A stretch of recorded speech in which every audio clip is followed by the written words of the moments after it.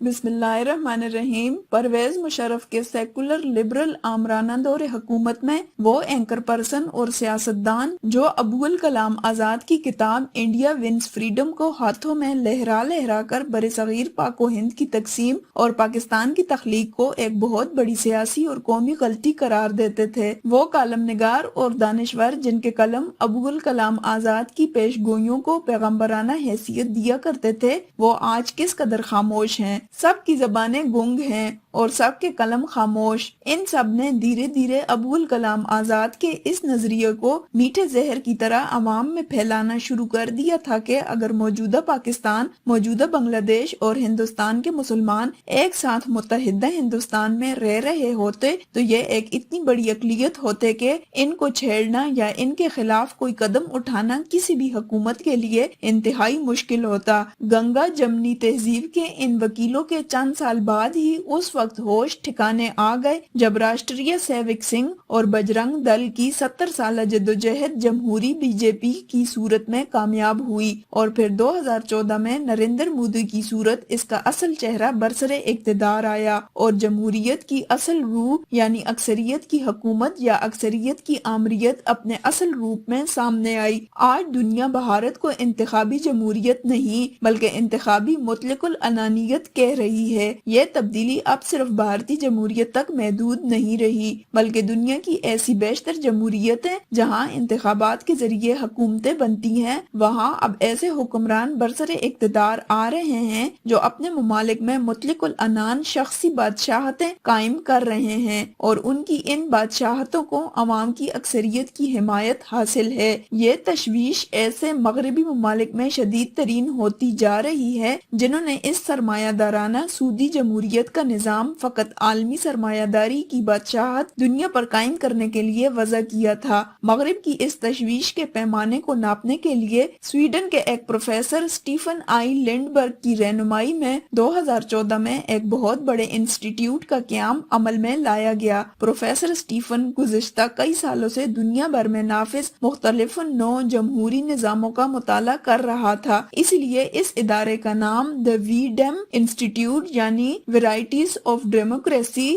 جمہوری انواع و اقسام رکھا گیا۔ اپنے قیام سے لے کر آج تک تقریباً 7 سالوں میں شائع ہونے والی اس انسٹیٹیوٹ کی رپورٹیں دنیا بھر میں دن بدن جمہوریت کے زوال اور انتخابی بادشاہتوں یا انتخابی شخصی حکومتوں کے قیام کی داستانیں سناتی ہیں۔ اس ادارے کی 2021 کی رپورٹ بتاتی ہے کہ آج سے نصف صدی قبل جن ممالک میں جمہوری نظام نے اپنی جڑیں مضبوط کر لی تھیں، اب وہاں بھی آمریت اپنے پنجے گاڑ رہی ہے۔ یہ جمہوری آمریت انتہائی خوفناک ہے کیونکہ یہ کوئی شخصی یا فوجی آمریت نہیں جسے برا بھلا کہا جا سکے، بلکہ یہ ووٹوں سے قائم شدہ ایسی آمریت ہے جس کا جمہوری نظام میں کوئی حل موجود نہیں ہے۔ رپورٹ کے مطابق اس وقت دنیا کی 25 جمہوری اقوام اس طرح کی مطلق العنان شخصی جمہوری آمریتوں میں ڈھل چکی ہیں۔ یہ 25 اقوام دنیا کی 1/3 آبادی یعنی 2.6 ارب انسانوں پر مشتمل ہیں۔ ان میں دنیا کے امیر ترین G20 ممالک میں سے 3 ملک بھارت، برازیل اور ترکی بھی شامل ہیں۔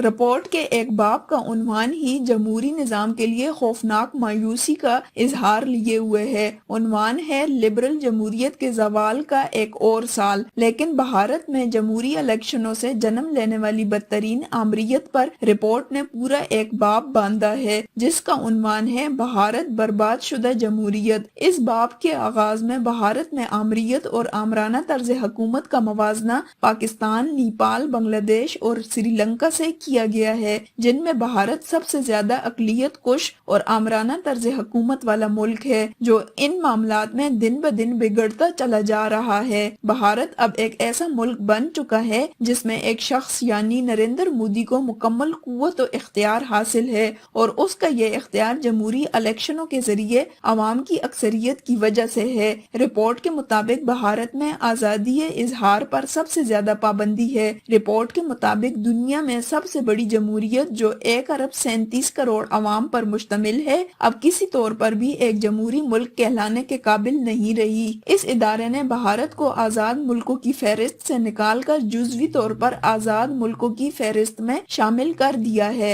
भारत में दहशतगर्दी, गद्दारी और मीडिया के कंट्रोल के कवानीन का बदतरीन इस्तेमाल हुआ है। रिपोर्ट कुछ एदादो शुमार से अपने फैसले पर मोहरे तस्दीक सब्त करती है। ये एदादो शुमार खौफनाक हैं। जब से नरेंद्र मोदी बरसरे इक्तदार आया है, 7,000 अफराद पर गद्दारी का मुकदमा चल रहा है। भारत का एक कानून है UAPA, unlawful activities prevention act, गैर कानूनी इकदामात की रोकथाम का कानून। इसके तहत गिरफ्तार होने वालों की तादाद में 72% इजाफा हुआ है। इतनी ही तादाद में दहशतगर्दी के कानून में गिरफ्तार होने वालों में इजाफा हुआ है। गाय कुशी के सिलसिले में जितने भी लोग गिरफ्तार हुए उनमें 86% मुसलमान थे और उनमें ज्यादातर फसादात सिर्फ गुज़िश्ता चंद सालों में हुए हैं। गुज़िश्ता साल में दिल्ली के हंगामों में 53 अफराद कत्ल हुए, जिनमें से 49 मुसलमान थे। दुनिया में हुकूमत की तरफ से इंटरनेट पर पाबंदी लगाए जाने के जितने भी वाकयात हुए हैं, उनमें से 70% भारतीय हुकूमत की जानिब से हुए हैं। अगर दुनिया भर में हुकूमतों ने 150 दफा इंटरनेट पर पाबंदी लगाई तो उनमें से 109 पाबंदियां भारत में लगी।